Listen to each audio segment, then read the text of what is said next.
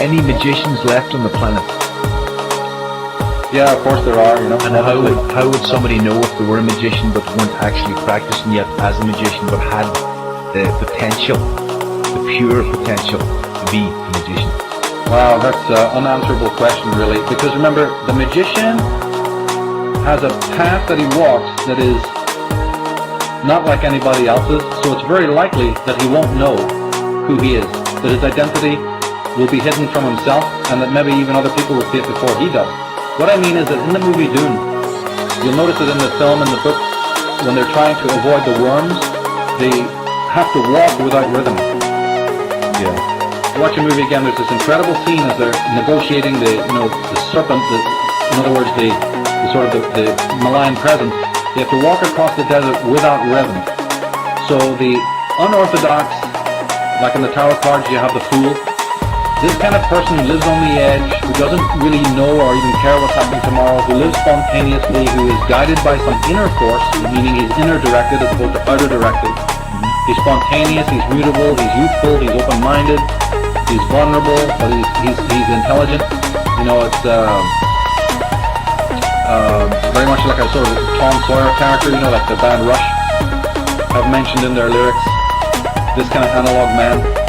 We got to understand that he is not really looking for flowers and speeches or crowns on his head. He will not understand that he is a precious jewel. That's just the way it is. In fact, that's part of his attraction. He's not looking for any kind of accolades, and he shouldn't. He should just do his own thing in his own way, and he shouldn't give a damn about what other people say, think, and do. This is very much the opening preface of the book that he should read. Because if he cares about what other people think, say, and do, he's not going to get very far. He'll be ruined and destroyed very quickly. So that might sound cold, but actually, it's a fact. You have to operate on that manual, because if you don't, the world will eat you alive. Or you'll be seduced into the other camp. Absolutely, which is very possible. And of course,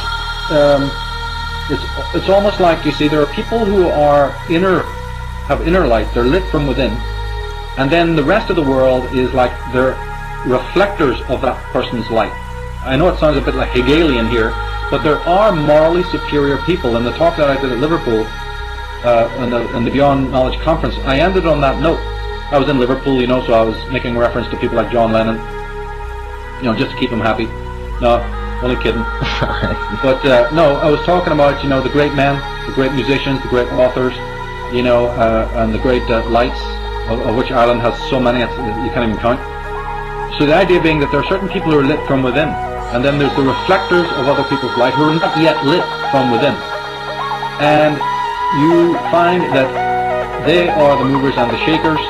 It's almost like you have a china vase, a Ming vase. Well, it's going to come in a box full of peanuts. Well, I know it sounds cool to say it, but a lot of people walking around, they're just the packing straw. They are literally just the peanuts. That's just the way it is. You know, because from a psychological background, I'm not religious, so I don't believe people come into this world with a soul. I'm into psychology, and I believe that man creates his soul while he's here alive. He will do that by maybe going to look at what religion has for him, taking parts of that. He may go towards other philosophies, you know, and so forth and so on, but I'm not going to become a fanatic and say, oh, this guru, this priest, this god is going to do all for me. I don't need to do anything. No, that man is going to be always seeking. He's always going to have the mind of a beginner, and he is that precious pearl. You know, he's that precious vase that sits amongst the straw. It's just the way it is. And you know, if he's worrying about what those peanuts and that straw is thinking of him, he's never ever going to make it, you know, through all the obstacles that come, because the Siddhartha road is very hard to walk. There's a lot of challenges on it, and therefore it's very good to, you know, be aware of that and strengthen your own immunity, you know. But basically, you see, the way I look at it now, since I've become actually more of a public figure, is that the people who are in the know, they never contact you. These are people who just are out there, they listen to what you say, they've got it, they don't need explanations because they have it already. And the people who come to you are mostly in the beginning stages, and they need the guidance, they need the signposts, and that's fine. That's why, you know, work in the public eye and use the public platform, you know, to you know, sort of let them know, you know, the things that I've discovered over the years. Okay. Wow. Yeah. Magicians, for any magicians out there listening, just take it on board what Michael just said, and stay in your own centre.